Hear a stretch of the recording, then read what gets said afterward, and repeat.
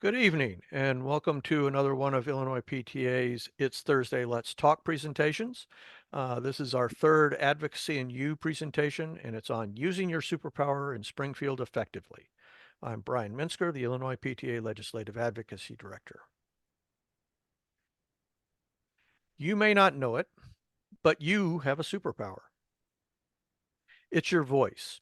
When you speak up on legislation, you can wield tremendous power. And when we advocate in Springfield, we have the ability to make a difference in the lives of the nearly 2 million students in Illinois, the nearly 3 million children in Illinois, and the nearly 13 million people in Illinois. The Illinois General Assembly has 118 House districts, and each one of those represents about 110,000 people. And each of the Senate districts is made up of 2 House districts, so twice that, 220,000 people. So if a state representative gets 25 emails on a bill, which is probably a lot for almost every bill, each of those emails is like hearing from 4,400 people contacting them on that issue. If they get 10 phone calls, that's like hearing from 11,000 constituents with each one of those calls. And if they have 2 in-person meetings, that's like meeting with 55,000 people at one time. Double those numbers for the state senators. When you speak to your legislators on an issue, your voice represents a lot more than just little old you. You're representing all those other people in your district who are not speaking up. So here are our goals for tonight. When we're finished, you should understand how a bill becomes a law in Illinois. You should know how to find and contact your legislators, know how to influence legislation throughout the process, and be prepared to meet with a legislator. So let's get started on that first bit. I'm guessing if I asked you how a bill becomes a law, most of you would think of this guy. Bill here taught us a lot about the basic legislative process when we were kids, for most of us. But if you aren't familiar with him, singing about being stuck on Capitol Hill, let's go over the process. A group of citizens sees a problem and calls their legislator. The legislator answers and says, "You're right, there ought to be a law." And he types up a bill, our friend Bill, and starts the process. Bill's first stop is in committee. And while he's sitting there in committee, the committee argues about the bill, and they may amend it. And they pass it on to the full House, where it is voted on. And then it goes over to the other chamber, and they vote it on as well. And then it goes to the president, or here in Illinois, to the governor. And the president can veto the bill, essentially saying no to the legislation. Or he can sign it, and our little friend Bill becomes a law. The process is a little bit more complicated here in Illinois. And I will note that this is the General Assembly's own description of the process. And I realize the big chart is next to impossible to read on a video like this. And so here's the process for just the first house. And it's still a little difficult to see all the moving parts here. So we're going to go over how this actually works. The Illinois Constitution spells out how a bill becomes a law here. It can originate in either the House or in the Senate. It has to be read by title on 3 separate days, which means reading House Bill number 1, a bill to do X, House Bill number 2, a bill to do Y, and so on.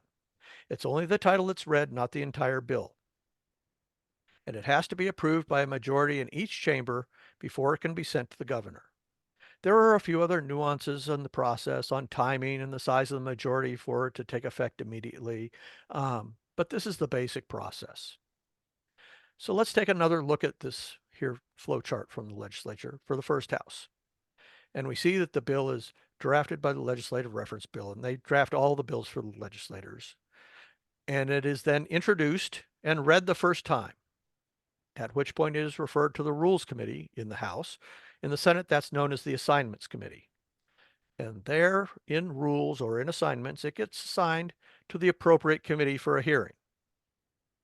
And that could be like the Education Committee or the Appropriations Committee. It may be for the Education Appropriations Subcommittee of the Appropriations Committee, if that's where they want to send it. And the Rules or the Assignments Committee is chaired by the majority leader of the appropriate chamber.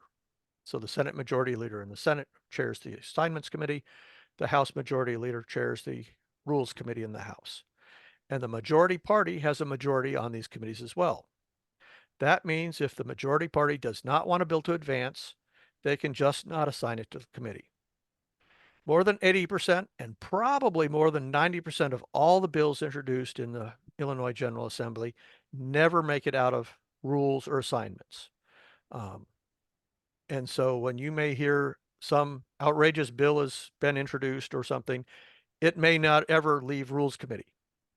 It is very often a legislator who has introduced a bill so that they can say to their constituents, I introduced a bill to do X. So once it has been assigned to a committee, it goes to there and it has a hearing. It can be amended there in the committee, and then they either send it out of committee with a do pass recommendation or a do pass as amended, or as a do not pass recommendation. If it comes with a do not pass recommendation, the bill is dead unless the whole House votes to overrule the committee basically and say, let's consider this on the floor. At which point the bill is read a second time if it had a do pass or do pass is amended or it's been discharged. And on the floor at that second reading, you can have more amendments said. Then it gets a third reading and it is voted on, and that is the up or down for the House or the Senate, whichever House is voting, chamber is voting on it. And then it goes over to the other House and repeats that process with the assignment to a committee and a second reading and a third reading and vote before it goes on to the governor. So once a bill is passed both chambers, it has 30 days to be sent to the governor, and the governor has 60 days to decide whether or not to what action he's going to take on it. He can veto the entire bill, he can sign it, or he can just veto parts of it. If the bill has been vetoed, they are considered in the veto session, which is usually 2-3-day periods in late October, early to mid-November, and sometimes early December, depending on how the schedule works out. A 2/3 majority can override the governor's veto. So to sum up, bills are introduced in January and February at the beginning of the session. They have to have their first reading by a certain date to be considered in that session. For this year, that was February 9th, last Friday. So all the bills that will be considered this spring have been submitted now. They are assigned to committees and considered in March and April, and they pass out of their originating house or the originating chamber in April and then go to the other chamber in May for consideration. If the second chamber amends the bill further, then it goes back to the original one for a concurrence vote, which means that they agree with the amendments that the other chamber did.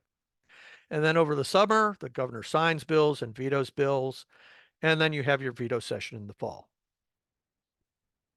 So now that we know about the process, let's talk about how you can use your superpower to influence it.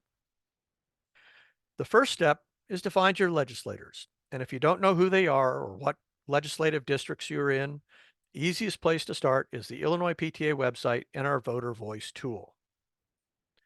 When you go to illinoispta.org, you'll see an advocacy menu item there up at the top. And if you hover over it, you'll see take action, drop in the drop down menu, and you can click on it there, and it will take you to voter voice. But if you just click on advocacy and don't wait for the drop down to show up, you can still just scroll down the advocacy page until you find the take action section and click on that take action today link, and that will take you to voter voice as well. When you get to voter voice on the page, you'll see active campaigns that Illinois PTA is running up at the top, such as our one calling for the governor to support $550 million in evidence-based funding for next year's school budget. That's the EBF school funding formula. You'll also see any campaigns that National PTA is running because they use voter voice as well, so that all the states see their campaigns as well. And then over on the right-hand side, you'll see some tools that will help you with dealing with legislation. You can see blog posts, although we don't use a whole lot on our blog posts. We tend to use our One Voice Illinois for blog posts. You can sign up for alerts to get action alerts when we have a call to action on a specific bill. You can find information on specific bills if you type in the bill number. You can see our scorecard on how your legislators or all legislators voted on bills that Illinois PTA supported or opposed last year. And then finally, down at the bottom, you have find officials. And I will also note that with the primary coming up next month, if you click the candidates button, you can also find those candidates for your legislative district coming up in the election, either in the primary in March or in the election in November. So all you have to do is type in your zip code and maybe your street address too, if your zip code has more than one legislative address, legislative district in it. And then you click the little arrow button. And when you do that, you'll get to see all of your federal and state officials, including the president and vice president, senators, your congressman or congresswoman, the governor, lieutenant governor, secretary of state, attorney general, treasurer, comptroller, and then down at the bottom, your state senator and your state representative.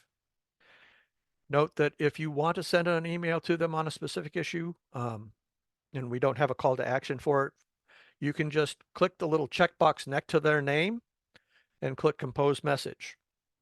If you have a problem with, say, the Department of Motor Vehicles with a visit or trying to get an appointment or something like that, and you want to contact the Secretary of State because he runs the Department of Motor Vehicles, and your senator and your representative, and let them all know about the problem you have and that you would like them to do better with improving the Department of Motor Vehicles, you can check all three of their check boxes and click compose message, and it will then send the message to all three of them at once.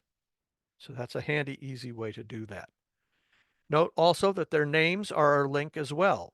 And if you click on the name, you'll get a little pop-up window with some information. It shares where their office is in the state capital and the phone number for their state capital office, where they have their district address and their district phone number as well. And those are useful if you're planning to give them a call on an issue or if you're trying to set up an in-person meeting.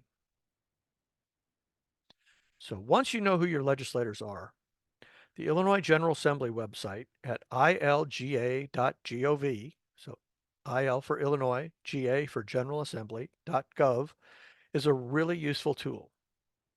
And yes, it does look like it's from 15 years ago, because it probably is, but it does provide a lot of useful information and tools. And so what we're going to start out with here is that over here you can find bills and public acts or laws that have been bills that have been signed in that were passed this session. But we're going to start out with members, and you have the Senate on one side, the House on the other. And if you click on the member, you will see a list of the members of that chamber. And down here we see Senator Faraci, who we highlighted with the voter voice one as well. And you can also click here and see what committees he serves on and what bills he is sponsoring or co-sponsoring. And if you click on his name here, you go to what was probably that voter voice link, and there's a bit more information here. Note it still also has his capital office location and phone number. It has his district office as well and phone number as well. And for senators, they very often have a second district office since they cover 2 House districts. And so you will have a link here to other district offices that they may have in their legislative district. So one of them may be closer to you than the other, and that may be a great place to meet with them as well. It shows how long they've served, what committee assignments they have, and it has a little biography about them. It also has a link for the senators of the 2 representatives, state representatives in his Senate district. If you go to one of the representatives, it will have who the state senator is for their district. So now that you know how to find your legislators and who they are and how to get in touch with them, you might be wondering, do they really want to hear from you? So here are 3 common myths about reaching out to legislators. And the first one is that they aren't really interested in hearing from the voices of parents when it comes to crafting policies. But the fact is they really do want to hear from you. They only hear from a few people on most bills, like we said earlier. And so when someone feels strongly enough about a bill to speak up on it, that's like a person speaking for many, many more people in the district. It is not the common thing for most bills for them to hear about it. Whoops, excuse me. The second myth is that if you are meeting with a legislator's office in a legislator's office and they can't meet with you, but a staff person can, it's not as good. And especially in their district offices, that staffer may know more about the bill or the issue than the legislator themselves. And whether it's the staffer in Springfield or the staffer in the district office, they will absolutely share what you've discussed with the legislator. Finally, the third myth is that if you've never met with your legislator before or contacted them before and you don't plan on doing it again, your meeting with them won't mean much. The fact is, legislators hear from lobbyists all the time. And while they may know them well, they may have a personal relationship with Twitter, somewhat, uh, they know also that that person is getting paid to speak on a bill. But when a regular constituent reaches out to them, even if it's the first time that they've ever heard from that person, it's not common. And legislators often figure that something is important that has led you to speak up about a bill and it deserves their attention. So they do want to hear from you, even if it's only once. So let's talk about now reaching out. When you email a legislator on an issue, you want to make sure to put what you're asking in the subject line. This makes it easier for the staffers to direct your email to the right person. In the body of your email, you want to make sure to mention that you're a constituent. Legislators want to hear from their voters. People outside from their district, they may not pay that much attention or even read the email. You want to repeat what you're asking them to do, and if it's regards to a specific bill, you want to ask them to co-sponsor a bill rather than just support it. Support is a bit wishy-washy, and it doesn't really commit them to anything, and it's not public. But when they co-sponsor a bill, they become a public co-sponsor of the bill. On the Illinois General Assembly website, when you click on that bill, it lists them as a co-sponsor. It is a public action, and it is a definite commitment to support the bill. Finally, you want to be sure you include your full name and address in the email. It's a way of confirming that you are indeed their constituent and voter, and it also gives them a way to get in touch with you or send you information as well on the issue. With phone calls to legislators, the things to do are pretty much the same. Be aware that, unlike what Schoolhouse Rock showed us earlier, your legislator is probably not answering his phone himself or herself. But remember, it's also okay to speak with a staff person. They may know more than the legislator if you're calling the district office. If you are calling Springfield office, it's probably administrative assistant, and they may have several representatives or senators that they are the administrative assistant for. It's okay if your phone call is really, I want Senator Smith to support Senate Bill 4 because, and give your reason, and not really have much more conversation than that with the administrative person. They will write it down and your reason and pass that on and say you to the Senator Smith, you got a phone call in support of Senate Bill 4. Finally, let's talk about meeting in person with legislators. And as we said, they do not necessarily meet with a whole lot of constituents on this, so it's a big thing. And at Illinois PTA, we like to sum up how to meet with legislators with the ABCs. Be accurate, be brief, and be courteous. Being accurate means you are sure that you have your facts correct, including even simple things like making sure you have the bill number correct. You need to be brief because your legislator may not have much time to meet, especially if you are meeting with them in Springfield. They may be squeezing you in between a committee meeting and a floor vote and may only have 5 minutes to meet. They may only have a minute or two to walk between a committee meeting and going to the floor to vote.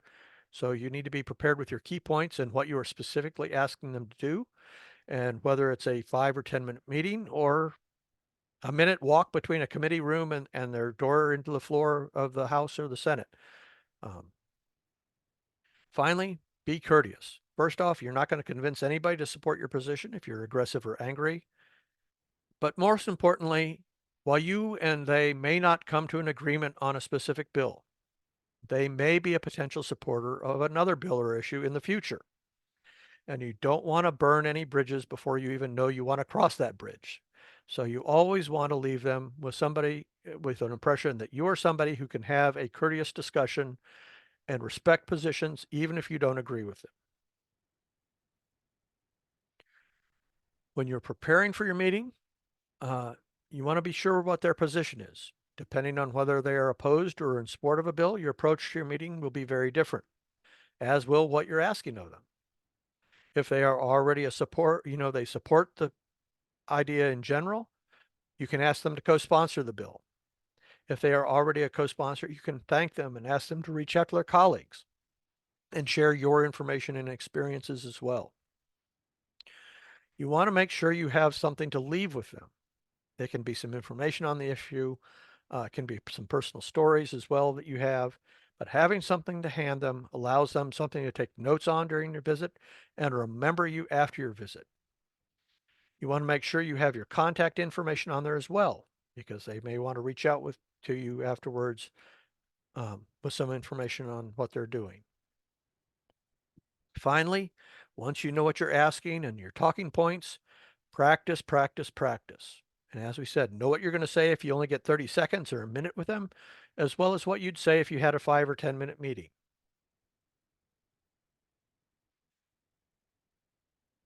So if you're planning on meeting with a legislator, the question you may have is, do you want to do it in Springfield or in their district office?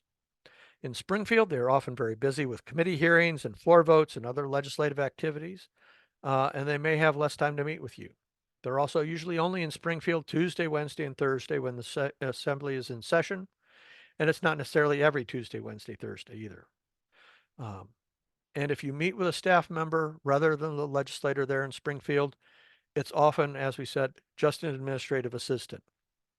They will be happy to speak with you. They will take notes um, on your handout and they will pass it on, but they may not know specific information about legislation.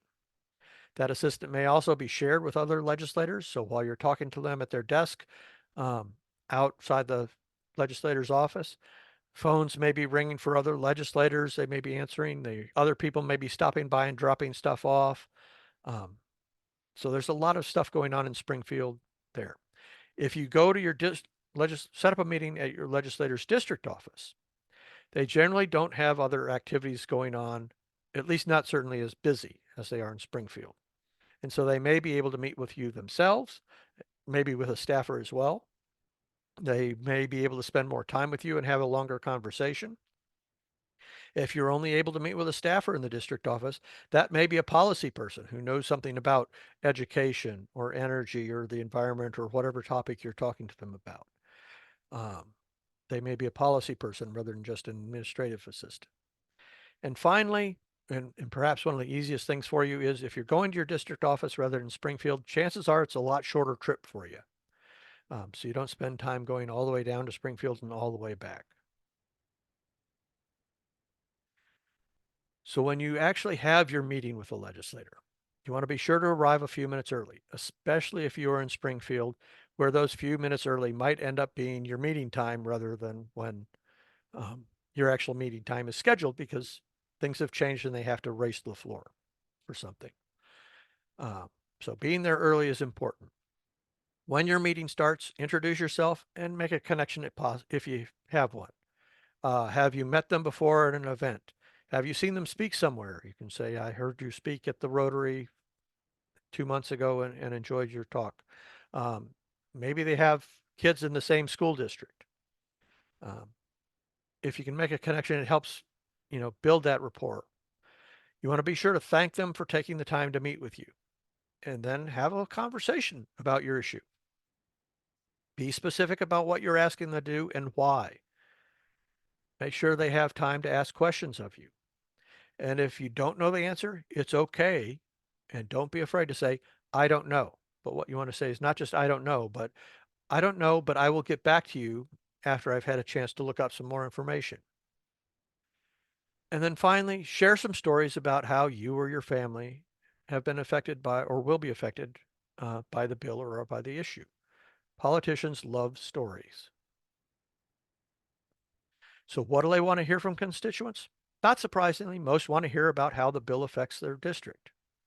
Illinois PTA is part of the Funding Illinois Future Coalition that has been advocating for increasing evidence-based funding for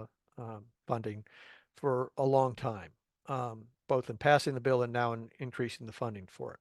And one of the best advocacy tools they produce is a sheet for each legislator showing the adequate funding levels of every school district in their legislative district and color coding them whether they are fully funded at 70% funding, 80% funding, 90% funding. It's a very visual thing tied to each legislator. It shows what that evidence-based funding formula increase means in their district, in those school districts in their district. A similar percentage of legislators, about 90%, want to hear why you are supporting or opposing a bill or issue. So those are your talking points about why it's important that a bill or be passed or not be passed. And then finally, nearly 80% want to hear personal stories related to the bill or issue. Those stories help bring the issue home, and they're often something that a legislator can share with other legislators, share when they're speaking out. How many times have you heard the president at a State of the Union address or any other political speech saying, you know, I spoke with so-and-so and they told me this story about X. And they use it to personalize and highlight the importance of an issue. So sharing your story can be a powerful tool for legislators as well. As your meeting begins to wrap up, be sure to remind them at the end about your main talking points and what you're asking them to do. Leave behind your information sheet if you haven't given it to them already, and make sure your contact information is on it. And thank them for their time again. After your meeting, you want to send them a thank you, uh, thanking them for meeting with you. This can be just a simple email. Thank you for meeting with me. I appreciate it. I hope that we can count on your support and co-sponsoring, bill, whatever. That's also an opportunity to include information that you said you'd get back to them about, things that you didn't, questions you didn't know the answer to right off the top of your head. And finally, we'd love to hear from you. If you send in this email at advocacy@illinoispta.org and tell us you met with the legislator on an issue, how they felt about it, what the bill was, if you were speaking on a specific bill, um, that helps us as well in terms of targeting our advocacy efforts as a whole. So, in addition to speaking directly with your legislator on a bill, there's another way to influence legislation. If you remember the process we talked about at the beginning, once a bill has had its first reading, it's assigned to a committee where it may be amended. And there are two types of committee meetings. The first are subject matter hearings, and those are where legislators hear testimony on an issue to educate themselves about it. And the other kind is a bill markup meetings where they consider bills, they amend them, and then they vote to send them back to the full chamber with a do pass or do pass as amended or a do not pass recommendation to go to second reading on the floor. You can testify in either type of hearing, and whether you are testifying in person or just providing written testimony or just acknowledging your support or opposition to bill, it all begins with a witness slip. So let's talk about what a witness slip is. The first step in testifying at a committee hearing is finding the committee schedule. And while you can click on a committee schedule, it may not necessarily show up unless you know what committee the bill has been assigned to. Um, an easy way to find out what the schedule is going back to the Illinois General Assembly, and for the House and Senate, clicking on the Schedules Committee. And when you click on that, you'll see some options. What are the daily calendar for the regular session that day? What committee hearings are here scheduled for that House or Senate for the day, for the week, and then for a period. And what legislation is scheduled in there. We recommend clicking the big month one, particularly at the early, because you can find all sorts of committee hearings that way. Although when we were putting this together and grabbing a sample, it was early. As we said, most of the bills were still being introduced. There weren't a whole lot of committee hearings, but there was one last week. The House had canceled many of theirs, but they did have one on child care, early childhood education construction grants. So there's not a lot here. Most of the, as we said, will be here later this month or in March. But we'll use this one committee meeting here to show you how we do the witness slip process. So when you click on that committee hearing, then you can also click on the committee hearing from, if you come at it from the bill side too, you'll see when it's scheduled for, and where it is in Springfield, or if it's a subject matter hearing, it may be somewhere else in the state. And who is the chair of the committee, who's the vice chair, who's the Republican spokesperson, because all of our chair and vice chairs are Democrats because they are in the majority. And then down at the bottom, I have all the bills that are being considered. And as we said, this committee was only considering the one. It was on school construction grants, early childhood. And so when you click on create witness slip, which is the button up here, what you'll get is this. And it has, again, the information on when the hearing will be held and the bills that are being heard. And again, this is only one. And you can click on the button with a little magnifying glass to see who else had submitted witness slips.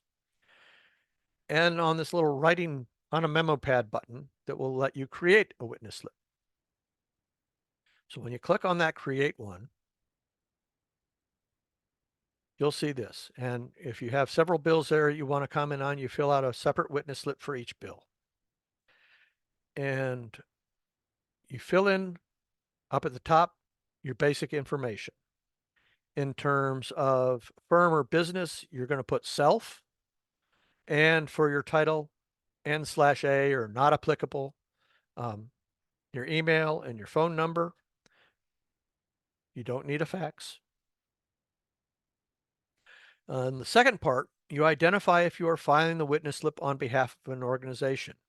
If you're filing for just yourself, you're going to put self or again, N/A or not applicable.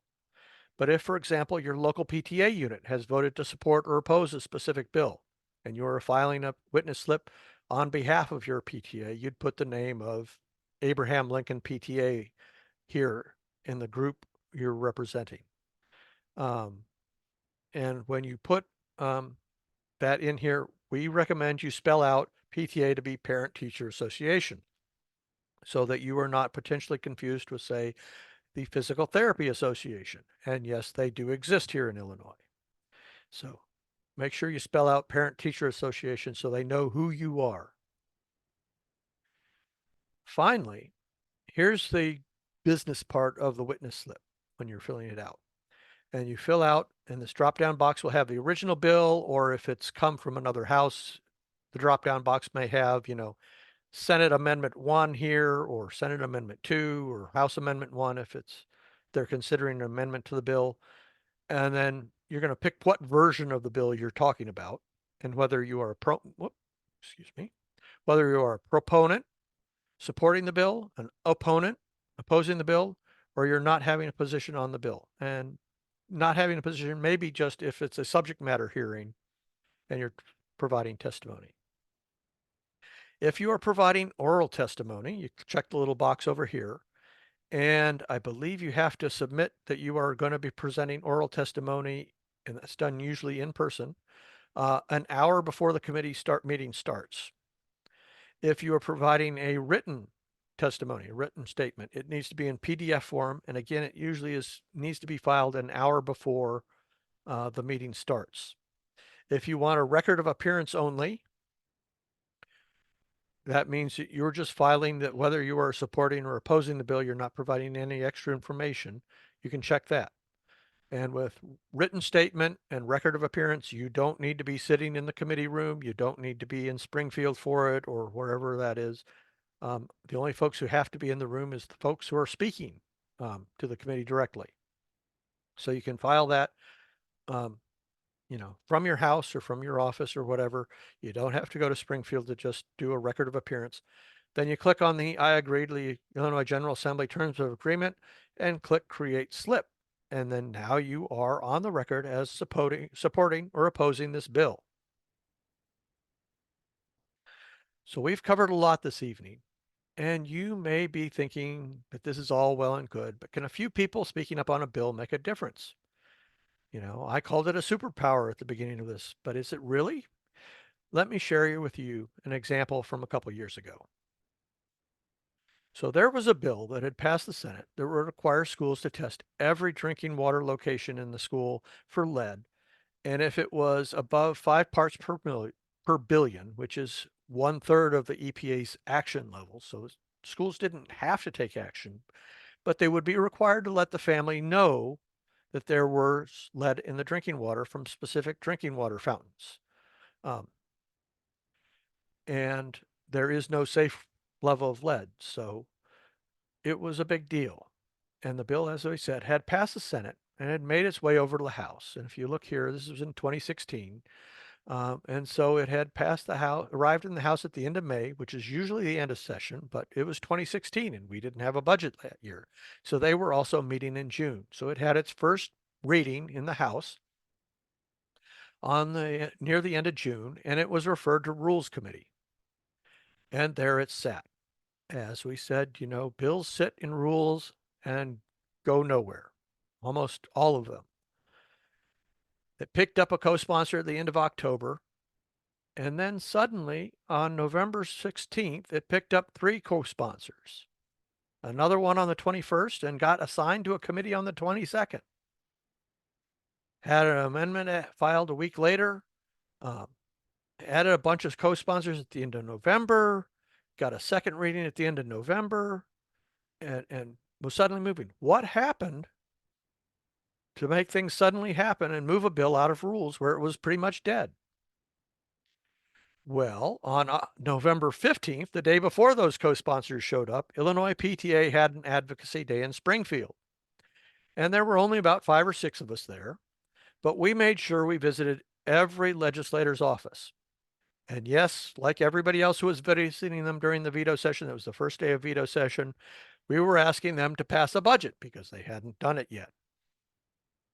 But we were also talking about Senate Bill 550, which was the drinking water testing one. And we noticed even when we were talking to those administrative assistants, they kind of got interested when we talked about testing for lead in their child's drinking water at school. And so we started talking about that before we talked about the budget, or we just kind of said, yeah, like everybody else, we're talking about passing a budget. But what we're really talking about is this one.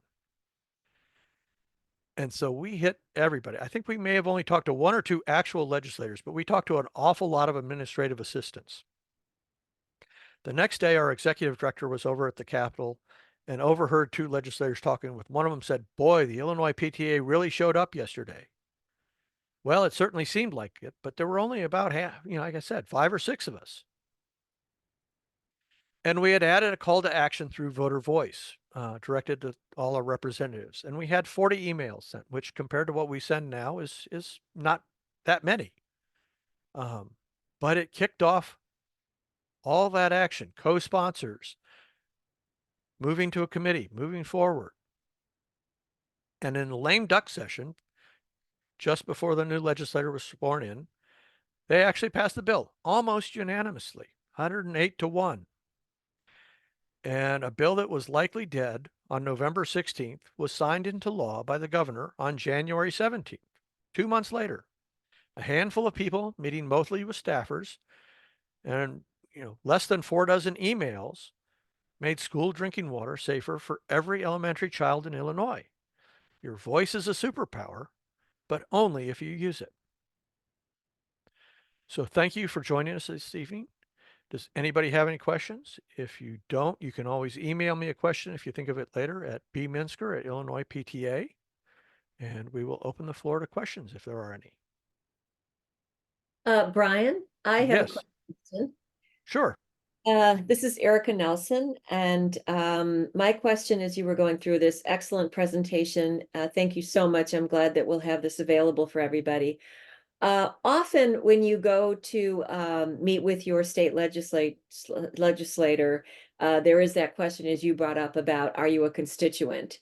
But often what we're talking about are things that are broader, that are part of that constituency, but also have the larger impact. This last example that you gave is one. And so sometimes people ask me, can we reach out to other than our own representative? We know, or senator, what they feel about this. We've been in touch with them, but we'd like to broaden that. What's your advice for that? Um, there are several ways to think about that. One is, when Illinois PTA is doing an advocacy day, or when we are meeting as a bigger organization, we certainly talk to all sorts of representatives, like we mentioned in our example there at the end, because we are a statewide organization. Mhm. Um, if your PTA is working as a whole on this, it is useful to talk to all the, more people you can talk to. Again, also when bills are in committee, targeting committee members, even if they're not um, your legislators, because your legislator may not serve on the education committee or the appropriations committee. There's only a handful of legislators on any specific committee. Those you can certainly reach out to and advocate for strongly with, even if you are not their constituent, because they have a big say over how a bill gets amended when it's in committee. So speaking up before a committee hearing, um, in addition to providing written testimony, but also reaching out to legislators ahead of time can help. I know Illinois PTA actually did a call to action around committee hearing and targeted committee members and had folks from across the state doing it because they were considering uh, merging school districts and making every school district contingent, on the same boundaries as the counties of Illinois, which would be a huge mess because, we have cities that run across county lines and school districts that run across county lines. And some counties are pretty big and the needs of, say Champaign, which is a fairly in Urbana or big cities in the middle of Champaign County are a lot different from, the small towns on the outer edges of those, and making them all one school district uh, is not necessarily going to work well. So when we targeted committee members, they pulled that bill off of the hearing schedule very quickly even. So at the committee level, it's very easy to reach out to committee members and advocate. Um, with you reaching out as an individual, it's a bit trickier. But mentioning the broad expanse of it and mentioning that, I am a constituent in, Senator Smith and Representative Jones's district. But this is something that affects every child in Illinois. And so I think it's important for me to reach out to all of you, I'm reaching out to many of the senators and representatives in my area or across the state and sharing it that way that, I am an Illinois resident. I am a voter, but this is something statewide in scope. And that's why I'm reaching out to you as well, because I know you might not be hearing from your constituents on it, but this will affect the folks in your district as well. So that's one way to handle that. Thanks, Brian. That was great. Really helpful. And again, just reinforces all of what you shared with us tonight. So thank you. All right. Are there any other questions?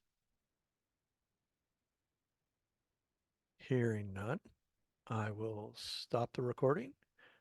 And thank you for joining us.